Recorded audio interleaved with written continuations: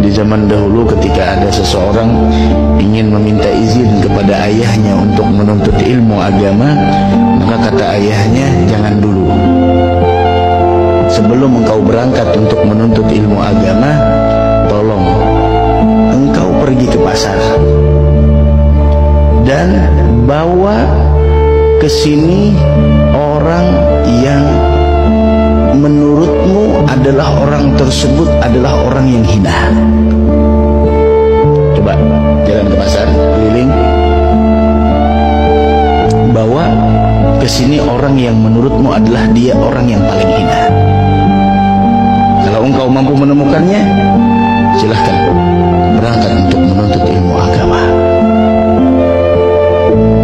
Keluar sang anak dengan semangatnya mencari orang yang lebih hina. Dia cari, masuk ke pasar, ada lihat orang, seakan-akan orang ini orang yang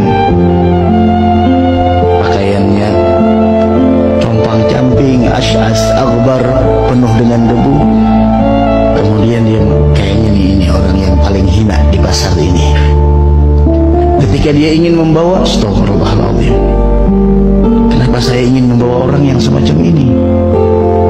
Bukankah Allah mengatakan melalui lisan Nabi Muhammad SAW, Rasul bersabda, rubba asy'as aghbar.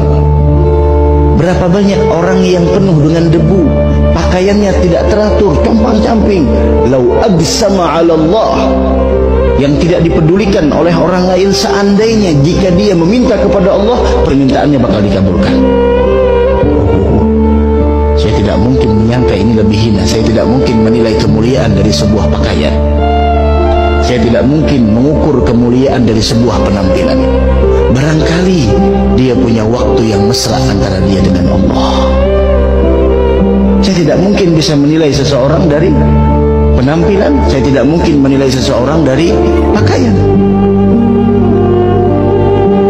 Mungkin pada saat ini pakaiannya biasa, tapi tidak ada yang tahu. Barangkali di rumahnya ketika orang pada tidur, dia punya waktu komunikasi khusus antara dia dengan Allah. Tinggal lagi, ada lagi, ketemu orang gila, ketemu orang gila. Wah ini dah, ini orang-orang gila nih, ini udah yang paling hina, yang paling tidak baik, ingin dibawa. Astagfirullah, kenapa saya merasa lebih hebat dari orang gila? Orang gila dia tidak ditulis sedikit pun perbuatannya, perbuatan maksiatnya tidak ditulis, apapun tidak ada ditulis catatan amalnya, dia bebas. Terus bagaimana mungkin saya merasa lebih hebat darinya, sedangkan saya, segala dosa saya dicatat di dalam catatan amal saya? Tinggalkan lagi, putar di pasar sampai hampir seharian penuh tidak dapat. Ketika sepulangnya ketemu dengan anjing. Oh ini anjing, oh kayaknya ini nih makhluk yang terhina di permukaan bumi ini. Diikat tuh anjing. Ketika diikat, dia teringat, mana mungkin saya merasa lebih mulia daripada anjing. Kenapa? Teringat dengan cerita Sayyidina Uwais Al-Qarani yang mengatakan kepada anjing-anjing, jika saya mampu melintasi sirat yang di bawahnya ada jahanam, maka saya lebih baik daripada engkau. Tapi jika saya nantinya gagal melintasi sirat, maka engkau kedudukannya lebih mulia dari saya. Teringat akan hal itu, udah angkat tangan dia, datang kepada ayahnya, wahai abah, saya tidak menemukan makhluk ciptaan Allah yang paling hina.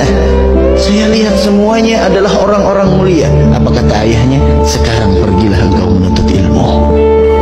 Sekarang pergilah engkau menuntut ilmu. Ketika engkau tidak merasa dirimu lebih hebat dari orang lain, ilmu bakal masuk ke dalam hatimu.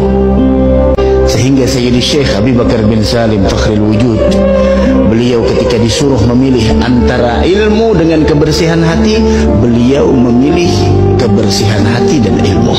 Bukan ilmu dan kebersihan hati, tapi kebersihan hati bersama ilmu. Kenapa? Karena tidak sedikit orang yang punya ilmu hatinya busuk.